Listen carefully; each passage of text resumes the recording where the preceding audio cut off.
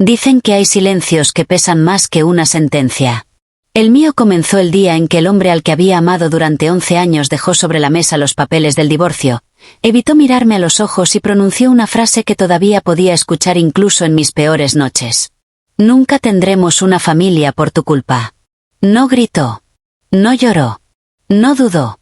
Simplemente tomó su reloj, ajustó el puño de su camisa y salió de nuestra casa como si estuviera abandonando un hotel después de unas vacaciones decepcionantes. Yo me quedé inmóvil. No porque creyera sus palabras, sino porque una parte de mí necesitaba unos segundos para aceptar que el hombre que prometió protegerme acababa de convertir mi mayor dolor en mi condena. Durante años soporté tratamientos interminables, hospitales, análisis, especialistas y falsas esperanzas. Cada mes terminaba igual, otro resultado negativo, otra sonrisa fingida frente a mi esposo y otra noche llorando en silencio para que él no escuchara. Los médicos nunca encontraron una causa definitiva. Algunos hablaban de probabilidades. Otros pedían paciencia. Pero Daniel ya no quería paciencia. Quería un heredero. Quería un apellido que continuara el suyo. Y cuando eso no ocurrió con la rapidez que imaginaba, decidió que el problema tenía un nombre. El mío. Jamás aceptó hacerse todos los estudios que los especialistas recomendaban. Siempre respondía con la misma arrogancia. En mi familia todos los hombres tienen hijos. El problema claramente no soy yo. Yo elegí a creerle. Porque cuando amas profundamente a alguien, a veces prefieres desconfiar de ti antes que de la persona que amas. Ese fue mi mayor error. El divorcio fue rápido. Demasiado rápido. Como si hubiera estado preparado desde hacía meses. Semanas después descubrí por qué. Una mujer apareció junto a él en cada evento social. Joven. Hermosa. Con apenas 26 años. La presentaba orgullosamente como Valeria. Todos sonreían. Todos la felicitaban. Todos repetían la misma frase. Ahora sí llegará el bebé. Como si yo hubiera sido únicamente un obstáculo temporal. Como si 11 años de matrimonio pudieran borrarse con una fotografía nueva. Las invitaciones dejaron de llegar. Los amigos desaparecieron. Incluso algunas personas que antes me abrazaban comenzaron a evitarme. La palabra estéril nunca fue pronunciada frente a mí. No hacía falta. Podía verla escrita en sus miradas. Vendí la casa. Renuncié a mi trabajo. Apagué el teléfono. Y desaparecí. No porque quisiera escapar. Sino porque necesitaba sobrevivir. Los primeros meses fueron insoportables. Dormía poco. Comía menos. Había mañanas en las que olvidaba por qué debía levantarme de la cama. Entonces ocurrió algo que cambiaría absolutamente todo. Recibí una llamada inesperada desde Suiza. Pensé que era un error. No conocía a nadie allí. Contesté por simple curiosidad. Una voz elegante preguntó mi nombre completo. Después hizo una pausa. Señora Elena Vargas, creemos que usted es la única heredera de la fortuna empresarial de su abuelo materno. Pensé que era una estafa. Mi abuelo había muerto cuando mi madre era apenas una adolescente. Nunca hablamos de él. Mi madre siempre evitaba el tema. Solo repetía que había sido un hombre orgulloso y extremadamente rico. Nada más. La llamada continuó. Había documentos. Testamentos. Abogados internacionales. Empresas familiares. Acciones. Propiedades. Todo estaba legalmente registrado. Y, por una serie de circunstancias familiares que jamás imaginé, el patrimonio terminaba completamente en mis manos. Durante semanas viajé entre reuniones legales, archivos históricos y despachos de abogados. Cada documento confirmaba la misma realidad. Mi abuelo había construido un imperio tecnológico en Europa durante 40 años. Nunca encontró a mi madre antes de morir. Y cuando finalmente los investigadores localizaron a la familia, ella ya había fallecido. Solo quedaba yo. De un día para otro pasé de sentir que no tenía absolutamente nada a convertirme en la responsable de miles de empleados repartidos en varios países. Fue aterrador. Pero también liberador. Por primera vez nadie me preguntaba cuándo tendría hijos. Todos querían saber cuáles eran mis decisiones como directora. Aprendí. Estudié. Escuché. Cometí errores. Corregí otros. Descubrí que era mucho más fuerte de lo que jamás había imaginado. Durante 4 años reconstruí mi vida pieza por pieza. Perdí 15 kilos. Aprendí 3 idiomas. Recorrí medio mundo. Y encontré algo mucho más valioso que el dinero. Mi dignidad. Jamás hablé públicamente sobre Daniel. Nunca respondí a los rumores. Nunca publiqué indirectas. El silencio, descubrí, podía ser mucho más elegante que cualquier venganza. Mientras tanto, las noticias de mi antigua vida seguían llegando inevitablemente. Daniel y Valeria seguían intentando tener un hijo. Los tratamientos comenzaron. Después las clínicas privadas. Más tarde los viajes al extranjero. Nada funcionaba. Lo comentaban discretamente en reuniones sociales. Él empezaba a mostrarse irritable.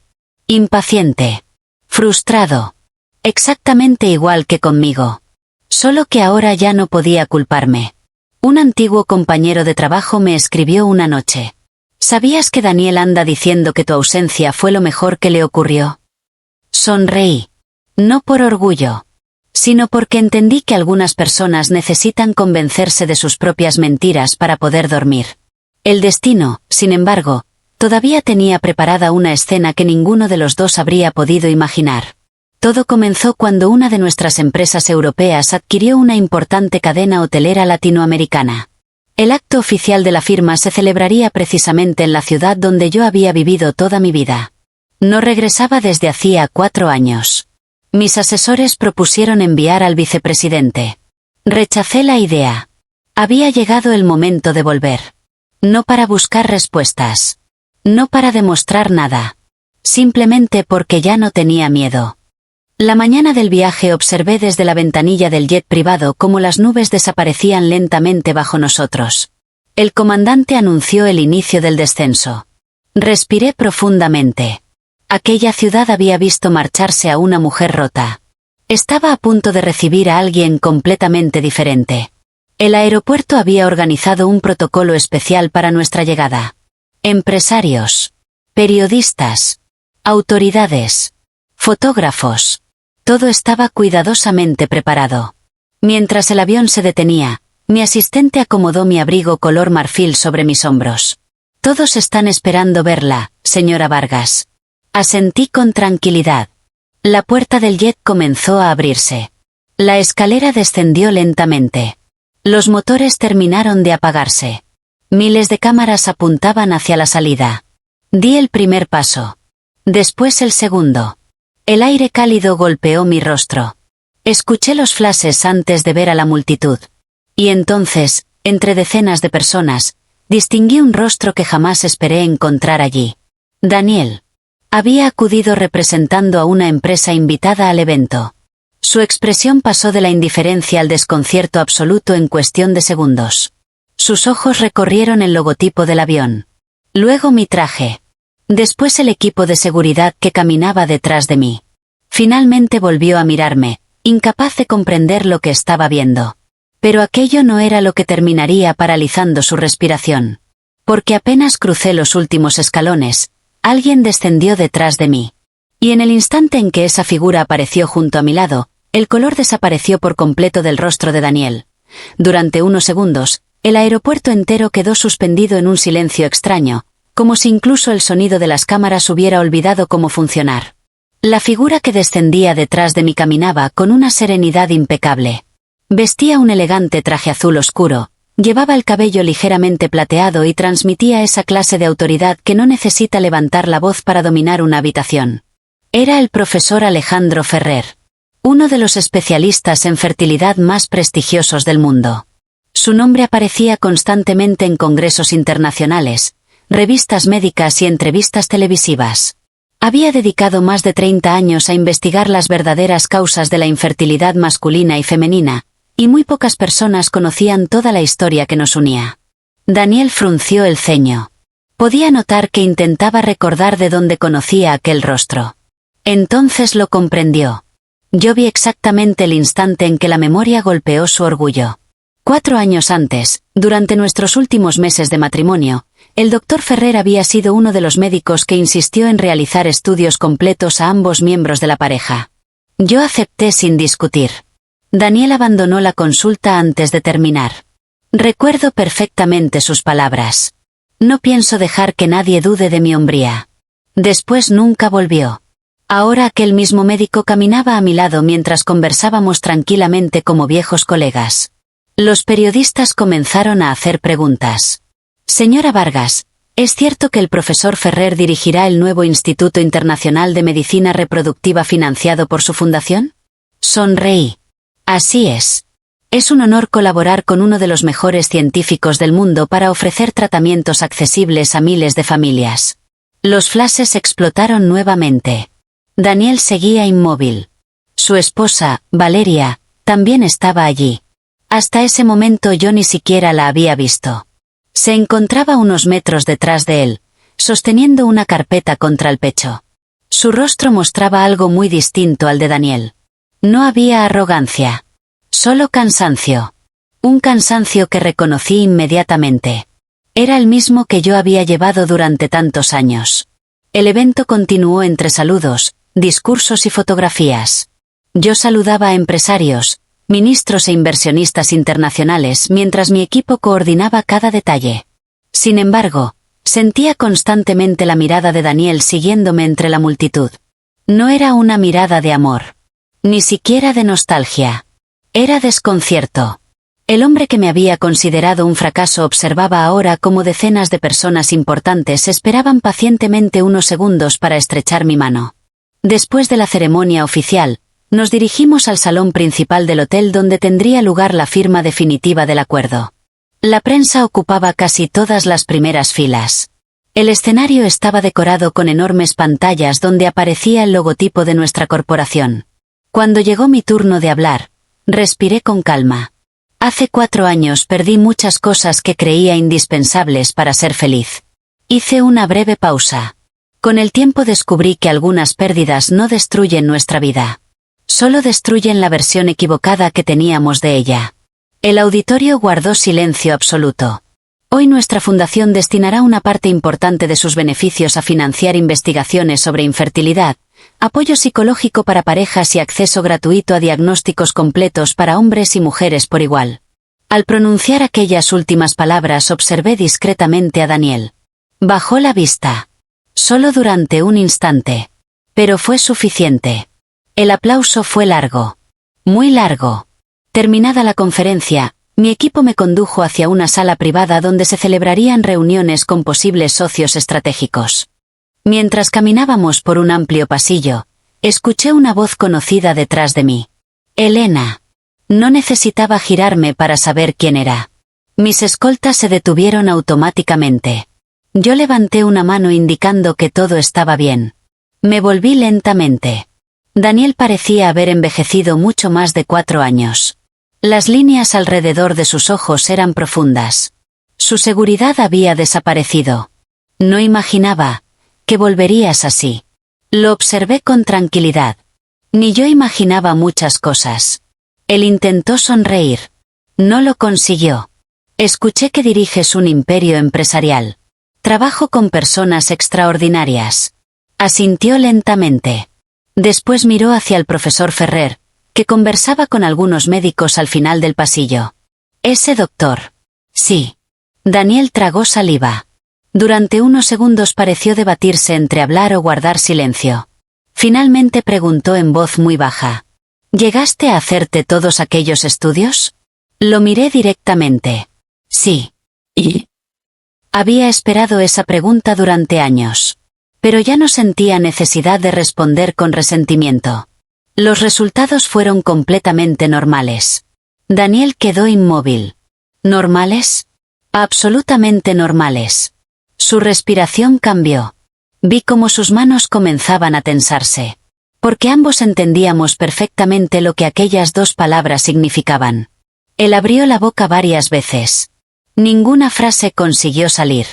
En ese mismo instante apareció Valeria. Su expresión era serena, aunque sus ojos mostraban una tristeza imposible de ocultar. Miró primero a Daniel. Luego a mí. Finalmente habló con una voz tan suave que apenas podía escucharse. Ella tiene derecho a saberlo. Daniel cerró los ojos con fuerza. Valeria. No más mentiras. El pasillo entero pareció detenerse. Valeria sostuvo la carpeta que llevaba entre las manos y dio un paso hacia mí. Hace 2 semanas recibimos los resultados definitivos de una investigación genética muy extensa. Daniel intentó impedir que continuara. Pero ella retiró suavemente su brazo. Después levantó la mirada hacia mí con una mezcla de vergüenza y alivio. Durante 4 años creí que el problema también era mío. Hasta que los especialistas encontraron algo que cambió absolutamente todo. Apretó la carpeta contra su pecho. Respiró profundamente. Y comenzó a abrirla mientras Daniel comprendía, demasiado tarde, que el secreto que había protegido durante tantos años estaba a punto de quedar expuesto delante de la única persona a la que jamás debió culpar. Los dedos de Valeria temblaban ligeramente mientras extraía un sobre color marfil. No parecía una mujer dispuesta a humillar a nadie. Al contrario, transmitía el agotamiento de quien había cargado demasiado tiempo con una verdad insoportable. Daniel dio un paso al frente. «No lo hagas». Ella lo miró con una serenidad que jamás habría imaginado en la joven que años atrás aparecía sonriendo en todas las fotografías de revistas sociales. «¿Por qué? ¿Vas a seguir culpando a otra mujer?» Él guardó silencio. El profesor Ferrer observaba la escena desde unos metros de distancia. No intervenía. Como médico, sabía que existían momentos en los que ninguna explicación científica podía competir con el peso de la conciencia. Valeria abrió el sobre y sostuvo un informe con el membrete de una prestigiosa clínica internacional. «Estos resultados son de Daniel». Él intentó arrebatárselos. Ella retrocedió. «No». Por primera vez desde que lo conocía, vi miedo auténtico en el rostro de mi exesposo. No era miedo a perder dinero. Ni prestigio. Era miedo a perder la imagen que había construido durante toda una vida. Valeria respiró hondo. Los especialistas confirmaron una condición genética que provoca infertilidad irreversible. Las palabras quedaron suspendidas en el aire. Daniel bajó lentamente la cabeza. Nadie habló durante varios segundos. Los asistentes que caminaban por el pasillo comenzaron a disminuir el paso, percibiendo que algo importante estaba ocurriendo. Yo permanecía inmóvil. No sentía alegría. Ni deseos de venganza. Solo una extraña paz. Porque durante años había dudado de mí. Había cuestionado mi cuerpo. Mi valor. Mi feminidad. Había soportado noches enteras preguntándome qué tenía de malo. Y ahora la verdad aparecía sin que yo hubiera tenido que perseguirla. Valeria continuó hablando. Los médicos nos dijeron que probablemente esta condición existía desde antes de que ustedes se divorciaran. Daniel cerró los ojos. Cada palabra parecía golpearlo con más fuerza que cualquier insulto. Ellos también preguntaron si alguna vez se había realizado los estudios completos. Nadie respondió. Porque todos conocíamos la respuesta. El profesor Ferrer finalmente dio un paso adelante. Su voz fue tranquila, casi paternal. Yo mismo recomendé esos estudios hace años. Miró directamente a Daniel. Nunca volvió a mi consulta. Daniel evitó cruzar su mirada. Uno de los empresarios que esperaba reunirse conmigo comprendió discretamente que aquello pertenecía al ámbito personal y pidió a los demás abandonar el pasillo. En menos de un minuto solo quedábamos nosotros. El silencio volvió. Entonces Daniel habló. Su voz sonaba completamente distinta. Sin soberbia. Sin seguridad. No quería aceptar la posibilidad. El profesor Ferrer respondió con calma. Negar un diagnóstico nunca cambia la realidad. Daniel dejó escapar una risa amarga. Lo sé. Volvió a mirarme. Durante unos segundos parecía buscar palabras que nunca había aprendido a pronunciar. Yo. Se detuvo. Respiró profundamente. Te hice creer que todo era culpa tuya. No respondí. Él continuó. Cada tratamiento fallido alimentaba mi miedo. Pero era más fácil culparte que enfrentar la posibilidad de que el problema estuviera en mí. Valeria permanecía completamente inmóvil. Era evidente que aquella confesión también era nueva para ella. Daniel nunca había admitido aquello delante de nadie. Cuando pedían mis análisis, simplemente dejaba de ir. Inventaba cualquier excusa. Después llegaba a casa y fingía que los médicos seguían buscando respuestas. Sentí un nudo en la garganta. No por el pasado, sino por la mujer que fui entonces. La mujer que regresaba sola de las consultas creyendo que había decepcionado al hombre que amaba. Daniel levantó lentamente la mirada. Sus ojos estaban húmedos. Nunca imaginé que mi orgullo destruiría tantas vidas. Valeria sonrió con tristeza. No destruyó solo una. Yo observaba aquella escena con una distancia emocional que incluso me sorprendía. 4 años atrás habría llorado. Habría exigido explicaciones. Hoy solo veía a un hombre enfrentándose finalmente a las consecuencias de sus propias decisiones. El profesor Ferrer rompió nuevamente el silencio. La infertilidad nunca debería utilizarse para señalar culpables. Es una condición médica, no un juicio sobre el valor de una persona. Asentí lentamente. Por eso decidimos crear el instituto. Él sonrió. Exactamente. Valeria me observó con atención. Cuando anunciaron el proyecto, entendí por qué aceptó colaborar con usted. Hizo una pausa. No busca venganza. Negué suavemente. Nunca la busqué. Ella bajó la vista. Yo también le creí. No entendí inmediatamente a qué se refería.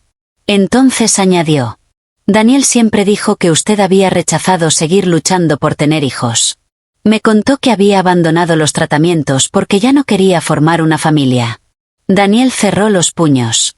Valeria continuó. Durante años pensé que él había sufrido muchísimo por culpa de esa decisión. Me miró directamente. Ahora descubro que toda nuestra relación comenzó sobre una mentira. Las palabras pesaban tanto que nadie intentó interrumpirla. Ella respiró profundamente antes de continuar. Cada vez que un tratamiento fracasaba, él repetía exactamente las mismas frases que, imagino, le decía a usted. Su voz empezó a quebrarse. Debes esforzarte más. Seguro los médicos aún no encuentran el problema. Tal vez tu cuerpo simplemente no sirve para esto. Sentí un escalofrío. Eran prácticamente las mismas palabras. Las había escuchado decenas de veces. Valeria dejó escapar una lágrima. Durante 4 años pensé que era insuficiente. Pensé que había fallado como mujer. Pensé que si lo amaba lo suficiente, algún milagro ocurriría. Sonrió con amargura. Ahora entiendo que estaba viviendo exactamente la misma historia que usted. Por primera vez desde que comenzó aquella conversación, di un paso hacia ella. No veía a la mujer que había ocupado mi lugar. Veía a otra persona que también había sido herida por el mismo miedo disfrazado de orgullo. Ella levantó la vista. Nuestros ojos se encontraron durante varios segundos.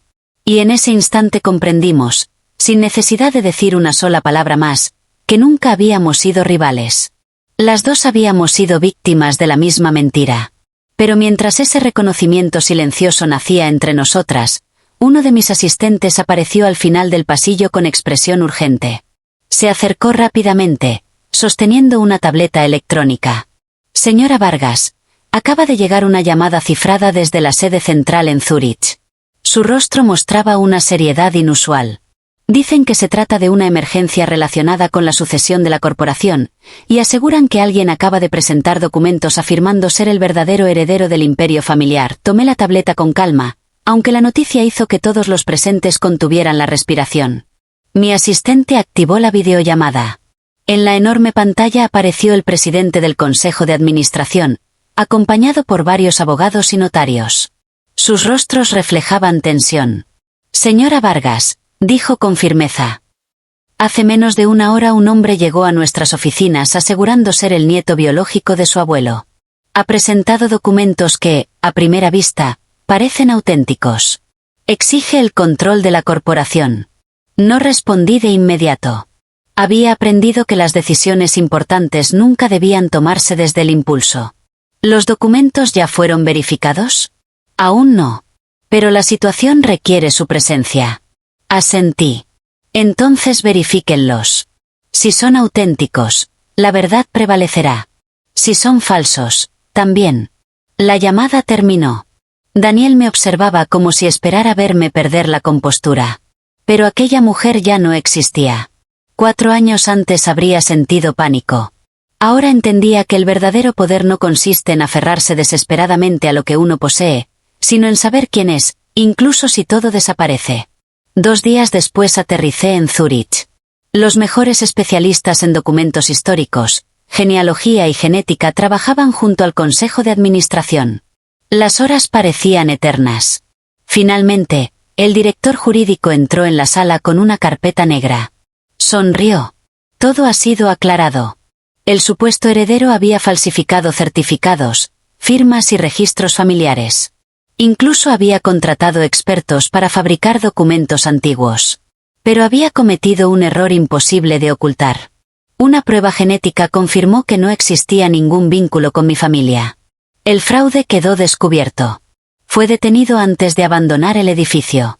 El consejo respiró aliviado. Sin embargo, aquella experiencia me dejó una enseñanza inesperada. Comprendí que el dinero siempre atraería personas interesadas. La fortuna podía proteger empresas, pero jamás protegería el corazón. Meses después, regresé definitivamente a mi país para inaugurar el Instituto Internacional de Medicina Reproductiva. Miles de personas asistieron. Parejas jóvenes. Matrimonios que llevaban años intentando formar una familia. Médicos. Investigadores. Periodistas. Pero también llegaron personas que únicamente buscaban esperanza. Durante mi discurso miré el enorme edificio que ahora llevaba el nombre de mi madre. Sentí que, por primera vez, su historia también encontraba paz. Durante demasiado tiempo, dije frente al auditorio, muchas mujeres han cargado solas con una culpa que nunca les perteneció. Y demasiados hombres han escondido sus diagnósticos por miedo al orgullo. La infertilidad no define la dignidad de nadie. No convierte a una mujer en menos mujer ni a un hombre en menos hombre.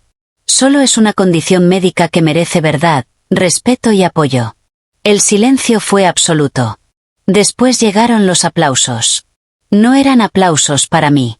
Eran para todas las personas que alguna vez habían sufrido en silencio. Semanas más tarde recibí una carta. No tenía remitente. Reconocí la letra inmediatamente. Era de Daniel. No pedía regresar. No buscaba dinero. Ni compasión. Solo decía. Pasé años creyendo que ser fuerte significaba nunca aceptar mis errores. Hoy entiendo que la verdadera fortaleza habría sido mirarte a los ojos y decir, tengo miedo. Perdóname por convertir mi cobardía en tu condena. Sé que no merezco tu perdón. Solo necesitaba, por primera vez, decir la verdad. Doblé la carta lentamente. No lloré. El perdón no siempre necesita una respuesta. A veces simplemente significa dejar de cargar un peso que ya no nos pertenece. Nunca contesté aquella carta.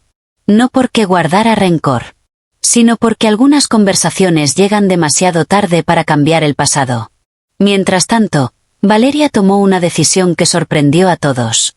Solicitó el divorcio. Meses después aceptó colaborar con nuestra fundación, ayudando a mujeres que atravesaban el mismo sufrimiento psicológico que ella había vivido.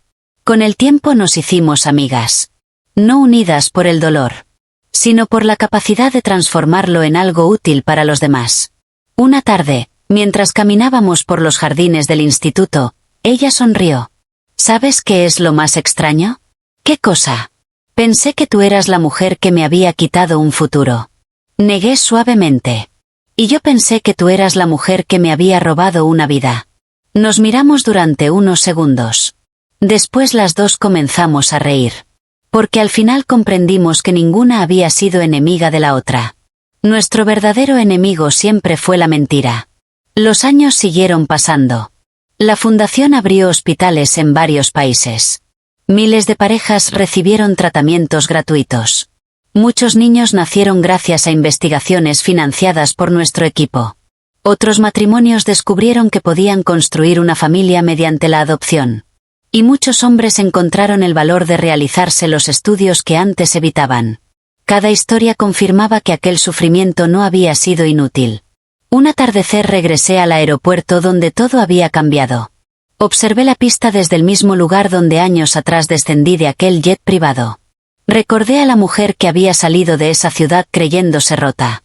Y comparé su imagen con la mujer que ahora contemplaba el horizonte sin miedo. Entonces comprendí cuál había sido el verdadero milagro. No fue heredar una fortuna.